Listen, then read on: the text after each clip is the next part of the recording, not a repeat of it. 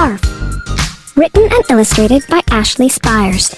Published by Kids Can Press.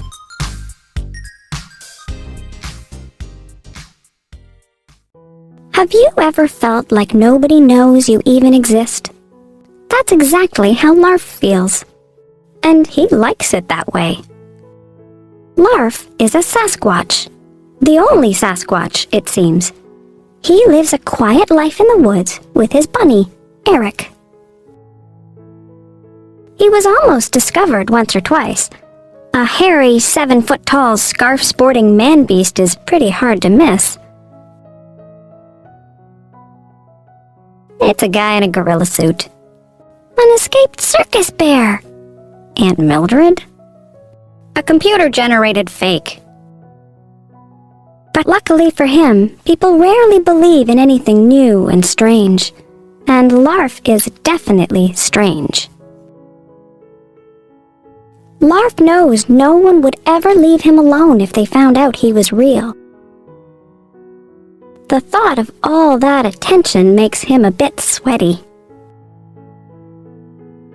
Larf fills his days happily on his own, jogging, taking Eric for walks, and gardening.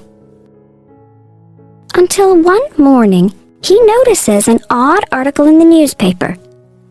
It claims that a Sasquatch is scheduled to make an appearance today in the nearby city of Hunderfits. How can that be? He's not planning a trip to Hunderfits.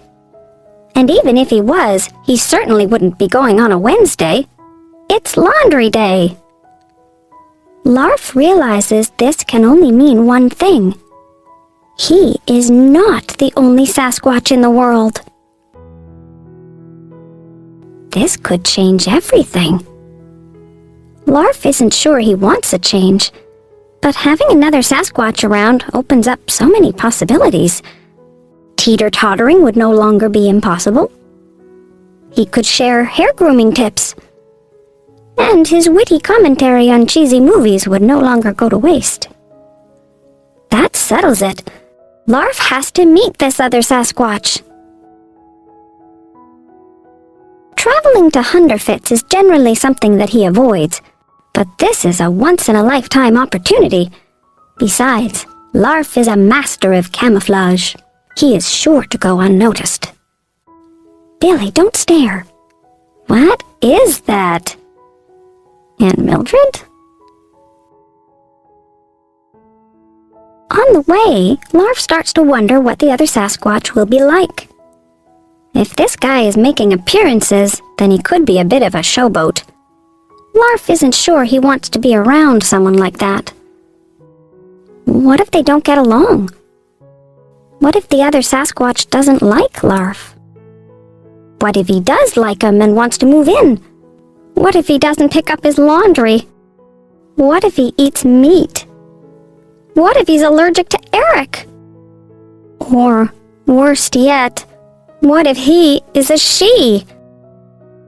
Larf really isn't ready to meet a girl. He hasn't had a bath in... ever. By the time he arrives, Larf is having second thoughts. He really does enjoy being on his own. All the activity, all the people, and all the noise are making things worse.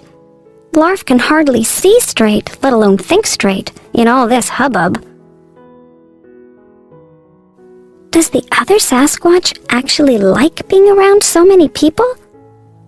Will life with someone else always be this loud?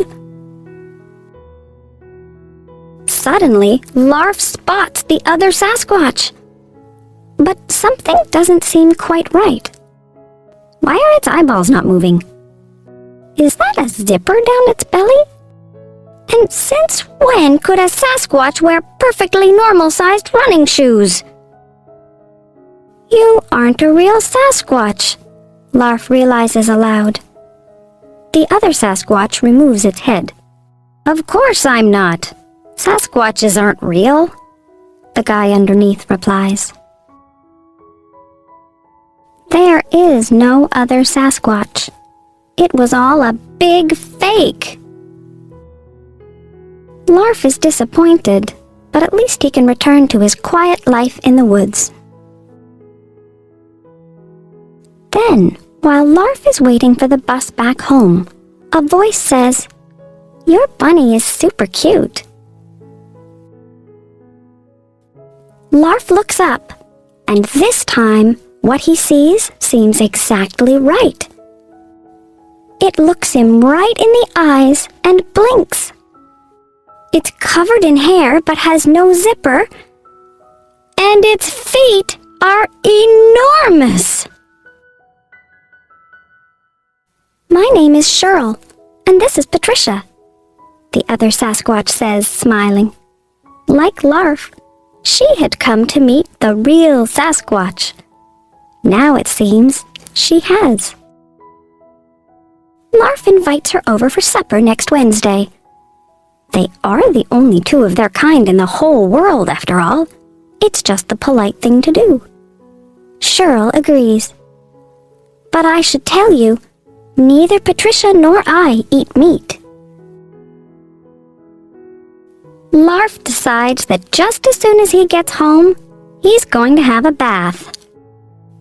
After he does his laundry, of course.